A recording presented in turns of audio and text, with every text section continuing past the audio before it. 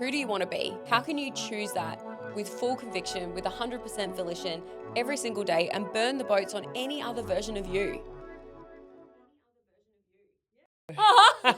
Did you already push record? My microphone wasn't there. We're literally sitting here going, let's do a fun podcast. Like, let's stop being so serious. We're always so serious. And I don't think we're that serious. Like, do we even actually know how to be serious? I don't know. I and can go Katie's pretty like, feral. I don't even know how to have fun. I always go serious. I don't think that's true. Like, she's one of the most fun people that I know. And I think that this opens up a whole opportunity to actually having fun in life. Yeah. So I actually want to talk about fun and do a fun podcast talking about fun, because fun is fun. Oh. How many times can I use fun in one sentence? Make it stop. Make it stop. So here's the thing. A lot of you are so serious about everything in your life Yeah. that there's no room for energy to move. There's no opportunity for flow. There's no way that unexpected... Like spontaneity. There's and a word for it. What's that word? I'm going to keep thinking about it. Oh, I could just remember it. Serendipitous moments. Yeah, great. Like, serendipity can't happen if you're always so serious. Yeah. Because you're not even aware of what's going on around you. Because you're largely, if you're being super serious, you're in your head, right? You're extremely in your head, thinking about what happens next. What am I going to say next? How are they going to perceive this? How am I being perceived externally? And so opportunity could be happening and flying around you. These serendipitous moments could be happening everywhere. Yeah. And you're never noticing them because you're so in your head. And if you're in your head, you're dead. End podcast. No, I'm kidding. We've done that before. I'm kidding. One time we did a 3-minute podcast. I don't know if they ever actually uploaded it. However, we did do a 3-minute podcast. It was great. We got to the point so quick. We're like, done. Finished. That's all they need to know. So a lot of people have forgotten how to have fun. Yeah. I think a lot of people have got so serious about life and the timing that's required for work, the timing that's required for things for family or for life admin has become so complicated. And we like to think that computers and phones have saved us a whole lot of time and have created efficiency in our world, and largely they have. However, they've also taken away human connection, which is where fun is created. Yeah. It's like, I remember every Tuesday my mum used to go and play tennis. Yeah, and if we were home sick, we had to go to tennis with her and sit in this little hut. And I remember the smell of the cordial and biscuits, because that's what they would have for their break. Like, they'd play around a set of tennis, and then at the set break they would have cordial and biscuits, and the smell of that old-fashioned little tennis hut with the cordial and the biscuits was delightful. Like, it's a core fun memory for me. However, my mum was super strict. If we were sick, we weren't allowed to do anything. So there'd be other kids sick and they were allowed to play at the park. But if we were sick, we had to sit in this little shack and wait. You're sick. If you can play in the park, you can go to school. That's the rule, right?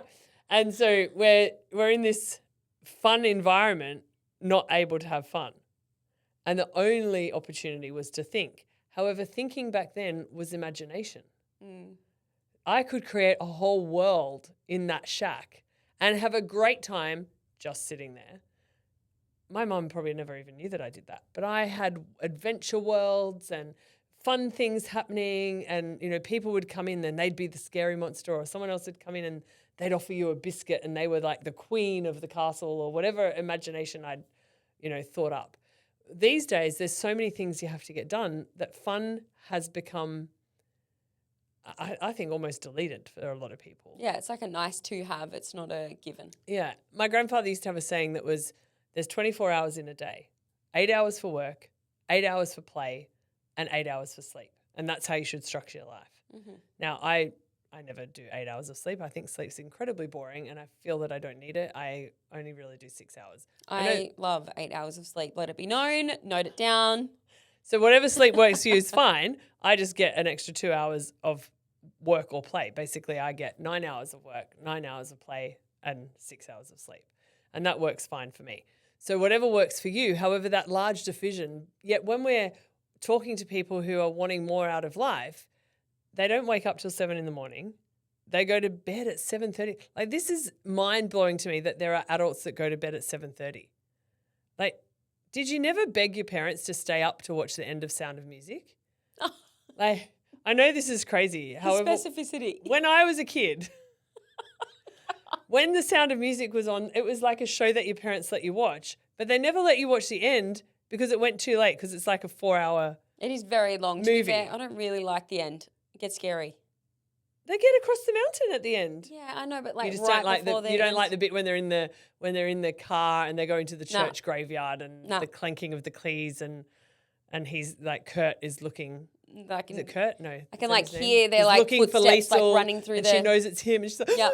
And then he finds her, but he doesn't tell anyone that he finds her. Then he lets them run a bit, and then he blows his whistle.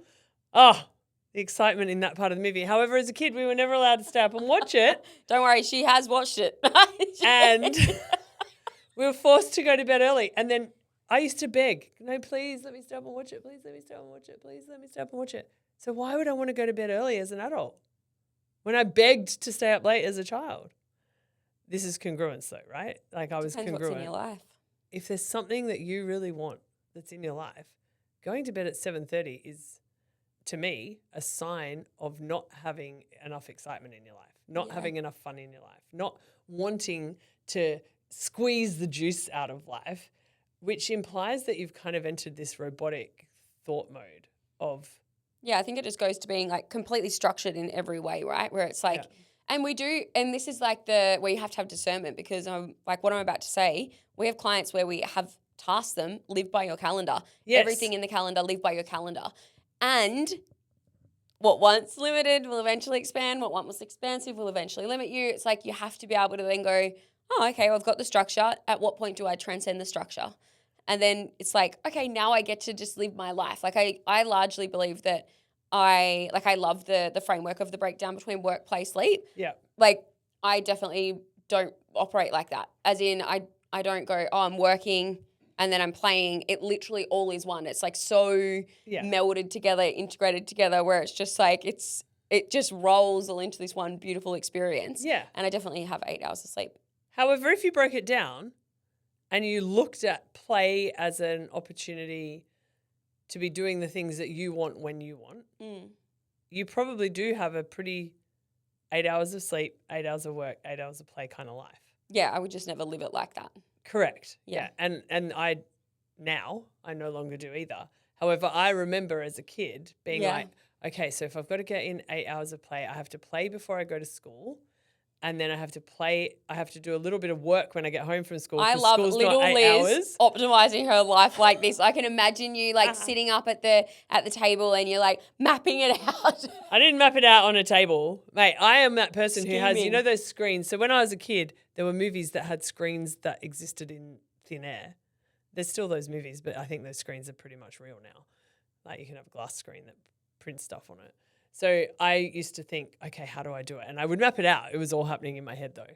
And I loved the fact that I was really conscientious at school. So I always came home and did my homework. Yeah. Well, actually, that's not true. I came home and I had afternoon tea. And afternoon tea was usually a chunk of cheese grated onto a plate with some tomato sauce and a biscuit and a piece of fruit. The weirdest thing. I loved and I still love the texture of grated cheese. And tomato sauce. Not the kind you get in a packet. Well, after a while, eating that much, like I'm telling you, it was a mountain of cheese. And I didn't grate it on the fat grate. I grated it on the really thin grate. And it tasted like clouds in your mouth. Oh my God. Like thin grated cheese. And I would just eat it. And eventually I'd get sick of how long it took to eat the clouds. So I'd sort of squish it together into a cube and then dip it in the tomato sauce. That's what the tomato sauce is for. Mind you, a piece of tomato sauce on my plate is like the size of less than a 5-cent piece. This is like hilarious to me because I imagine that the amount of value we give away in this podcast, I imagine people take notes. And I can just like, I had this visual when you were describing that drop in of someone sitting there like, what the fuck? You're like, great cheese into clouds. Like, what? No, it's not a cloud straight away. It's thin and then it feels like a cloud. So this is the kinesthetic experience of a child, right? The feeling of the cheese is important. And I remember eating my afternoon tea, doing my homework whilst I was eating my afternoon tea and being super conscientious and then going, great, time to stop. Otherwise I won't get my 8 hours of play in before bedtime. And then I would run down the backyard, climb a tree, We had this big tree in the corner of our backyard and sit up in the highest branch reading my book. Now, my sister and brother, they would go out the front and play with all the other kids on the street. And I did sometimes. However, my favorite thing to play was climbing up a tree with my book tucked into my pants, getting to the top and just sitting in the tree reading my book. And, and that might sound really weird. The alternative was riding a billy cart down a hill like this and crashing, which I didn't really like. I'd already done that with my bike, crashed into rose bushes, got all the thorns in my knee. I remember as a kid getting this pussy knee from all the thorns. Like, gross. Anyway, why are we talking about this? Like, what is the point? There's no relevance whatsoever, just sharing a little bit let you go. about my life. However, fun is super important. And as an adult, that should never change. Yeah, needs to stay a priority. Yeah, you actually need to create moments for fun. And if you need to schedule that in your diary, then schedule it in your diary. The very first thing that goes in our calendar after the trainings are in is actually Simon and my fun. The trainings go in first and then we book our holidays. I know you do the same thing now as well. Yeah, it's actually a really funny thing happened the other week. I was hanging out with my housemate. So I live with this like beautiful luxe share house, and we were out for dinner together, which we don't often get a chance to do. And we were standing there and I said to them, I was like, I love that we're doing this and it's like so spontaneous. Like I need spontaneity because like often whatever we're doing can change really quickly, as in what we're doing in regards to like deliverables or clients and things like that. And so like spontaneous plans I'm all about because I'm unlikely to schedule in a dinner with housemates over client calls. Like there's prioritization, right? And anyway, I'm like, it's so great. And I love how spontaneous we are. And one of my housemates who's also quite spontaneous and like works very hard, bless him, he looks at me and he goes, yeah, like spontaneity really, really suits us, Kate. And I was like, yeah, it does. And he goes, except for when we're booking holidays home because we both like literally left it until the last minute. He lives in Adelaide, I live in Tasmania. And we were like, oh my God, I can't believe we're paying like an extra $2,000 to fly home purely because we left it to the last minute. And then I said, you'd be so proud of me because I've actually booked in the flights and the accommodation for all of my holidays until April. And then I have a new housemate and she looked at me and was like, as in like April next year? Like, and I was like, no, as in like April in a couple of months. She's like, how many holidays are you going on? I was like, oh, and I like counted in my head, I'm like, oh, I'm going on 7 trips. I'm going away 7 times before the end of April and it's all locked in. Like, it's just like the most hilarious moment where I was like, I don't have a normal life. No, neither of us do. This isn't normal. However, I love it. This is, I feel like we live a life that is far more what life was designed to be. Absolutely. Fun, Absolutely. excitement, joy, and feeling. Yes. Feeling all the feelings, feeling excessively joyful and feeling the emotions of sadness when they are there. Yeah, I'm such an advocate. I'm like, maybe I'm a different, like, maybe I am an alien and I'm like sent here to advocate for the humans because I'm like, I'm such an advocate for feeling the human experience. Yes. Like, feel all the freaking feelings. Like, what a blessing. What a blessing to love what you do so much that you get to that point where you're like, oh my God, I'm overwhelmed because I want to do all of it. Like, that is such a privilege. What a blessing to have longing. Yes. Like, the concept of longing for something to me is such a blessing. Yeah. And I think sometimes you only realize that when you have a lot, right? Like you've created a lot in your life and you feel privileged and it's like, well, what do I want now? Because I don't really want anything. And so when in the absence of longing, you realize the value of longing for something because there's such a beautiful energy in desiring something more. Yeah. And I think when you get a lot, you have to find new things to desire and new ways to have fun. We're the same. We've locked in most of our holidays. I think there's 2 months where we haven't locked in our playtime. However, I was stoked. Last night I booked our whole team holidays flights. Yay. And I got business class flights for under $400. I'm like, that's great. When you organize things in advance like that and because you know you are going to play. Yes. Right? It becomes fun. Yeah. And then what I love about it is I'm like, I've got free holidays until the end of April now. Yeah. Like, that's how my brain like operates. Because it's already done and dusted. I'm like, it's already I'm done. It's already all completed. Like, hell yeah, we're making money. It's such a great way to live. Someone recently cancelled a thing that like we were going to an event and they're like, oh, the event's actually cancelled. We've already got our flights, accommodation booked. And I'm like, that's great. I said, we'll just go. Like the event was for 2 days and then we were on holiday for 4. And I'm like, that's great. We'll just add 2 days to the holiday. Simple. Don't need to change the flights. And This is perfect. And some of you are sitting out there going, oh, that's cool for you guys. You can do that. It didn't used to be like that. God, no. Even as you Like- said that, I was like, fuck, me a few years ago listening to this, I would have been like, gosh, that must be nice. Like, it's And- such a short amount of time for my life to have changed so drastically. Like, Yeah. I'm like, oh my God, such a short amount of time. And the time's going to pass anyway. And so I think sometimes people sit there and they go, oh, it's going to take me at least 5 years to get what I want. And maybe I should just keep working and try and get it this way. It's like, it's only 5 years. Yeah, literally. Like, guys, you've got plenty of time. It's crazy. Start now. Because what we're doing, this is our real life. Yeah. Yeah. Like, this is our real life. It's crazy. Like, we get to do fun stuff all the time. We get to have joy all the time. And yes, we do this. And yes, this is work. However, our work feels like playtime because we actually love it. Yes. Right? And the thing is if you're sitting there going, that's great for you, it can't happen for me. I was in an abusive marriage for 13 years. I was working as a nurse, doing shift work, consistently giving more and more and more to my employer because if I didn't stay back to work, who would? I would do double shifts. I've even done triple shifts because if I wasn't there, no one else was going to stay back. No one else wanted overtime. And that would mean that a woman would give birth on her own. There was no way I was going to do that. Yeah. Now, I now know that that woman would never have given birth on her own. Someone would have had to go in there. However, it was this feeling of needing to be needed and therefore hindering my own life, not believing it was possible to have a life that I wanted and a life that I could choose with whatever I wanted in it. Yeah. I was talking to someone the other day about the stuff that you buy and whether it's worth buying it. The joy that you get when you buy it, for me, is worth all of it. Yeah. Like all of the value is packed into that moment at which you buy it. Because you're so in your body. Correct. And so you actually feel it. It's not this like transactional like thought. Yeah, I'm not exchange. analyzing whether I can or I can't. It's or, yay.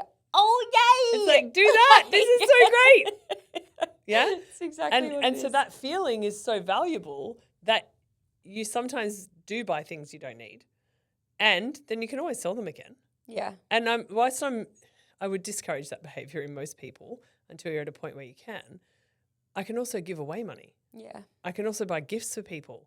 I can also take my team on overseas holidays. Like, I think there's 2 team holidays booked in and there's another one that I know I have to book in. And it feels great to be able to do that, especially when my team is largely my friends. Yeah. Yeah. And so, Largely, who's the one that isn't? no, as in that came out wrong, didn't it? So Well, I my guess team there's are my family friends. as well. Maybe that's and, what you unconsciously meant. And my friends are still my family. And I meant, I don't know what I meant. I'm going to find out who it We is. can dig down into that. No, we can't. I love my team. They are my family. They are my friends. And when I said largely just my so friends, in other words, blessed. I don't think other people have that in businesses. No, God, no. Not And at all. Possibly the correct language is largely my team are my friends. Yeah. In other words, I don't really have any other friends outside of the team. Maybe that's a better way. That's what was meant to come out. Yes. I can see that. And if you're not in my team and you think you're my friend, you are. You're just probably not quite as close as the team. Yeah, well, I mean, it becomes, again, that's that because our world's so integrated with work and play. Yeah. It's easier is not the right word. It's like we're in each other's pockets in the best way. Yeah, like when And someone we want says, to be. when someone says, why do you go on holidays with your team?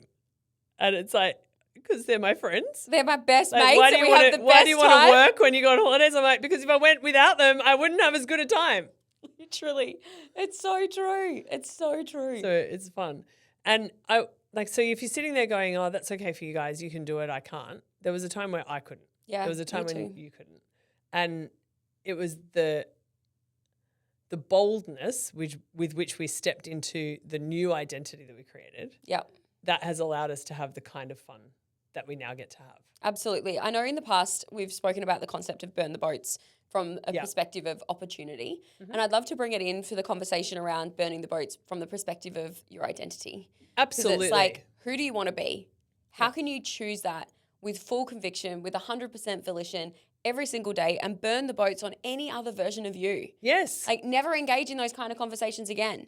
Like, never do those kind of behaviors again that you know are like stifling your success or like putting those roadblocks in. Like, actually make the freaking decision to be all in on the new version of you. That's how you collapse timelines, because you go, okay, great, I could wait and I could wait and I could wait, and then I could become that version of me in 3 years' time, or I could just be that version of me now. And it's going to fucking feel like you're in a jacket that's a little bit too tight for a hot second. Yep. But it's going to stretch out. Then you're going to go, you might lose some people too. Yes. Like, if you're fully expressed in who you are, there's going to be people that don't like you. Yeah. And they're boring. Like, they're the boring people. You don't want them to like you. They're the people that are actually making your life less playful. Yeah. I just always, my mind always jumps to like end of life. When you're like 80, 90 years old. You're here for a short time, people. Yeah. And like looking back and going, was I, like, everybody has this, like, huge generalization. A lot of people have the belief of I'm too much when I'm fully expressed. So if I'm too much, then that's going to cause judgment and people won't like me and all of these stories, right? I'm like, make me as much as I can be. Yeah. And well, I have the belief where it's like, the last thing that I want, like the thing that would cause me the most level of regret at the end of my life when I'm like 90 years old is to look back and go, God, I was just too little. Can we just be 100 before we die? That would be great. Yeah, well, technology. When you're 100 years old. Yeah, sure. Great. Yeah? Not the point of what I'm saying. I know. But like to be that age and to look back and go, oh my God, like I was too little. I never put my hand up for opportunity. I never did this. I never did that. Like that is actually a failed life for me. It's like for me to live a life that's fulfilled with like, and for me to like be on my deathbed with just like this huge fucking grin on my face of like, I played full out. I had a great life and I did everything I could to make life great for me and great for other people. Yeah. And I was fully expressed in it, in all of it. Yeah. Like Monday we had an in-person team meeting. It's rare. I think it was once a month. Once a month. It's like, it's rare at an in-person meeting that I don't cry. And it's literally like 30 seconds and I'm great. But it's like, I need that. I need it. Yeah. And I am fully expressed. Like there is no part of me that would go, oh, I can't cry here. Yeah. Like if I'm overwhelmed in a moment, I'm going to cry. Like it's where I go. And I love that about myself, to have that ability to access that. And having the freedom to be fully expressed is a big freedom. Yeah. Like it's actually, people look for freedom in all the wrong places. The freedom that you really desire in life is actually being able to be you. Yeah. Like the real version of you. That's where real freedom lies. Yeah. And it's where you get to experience the best relationships, because when you're able to be that full expression of yourself and other people are meeting you in that, they like unconsciously, they hold you to that version of you.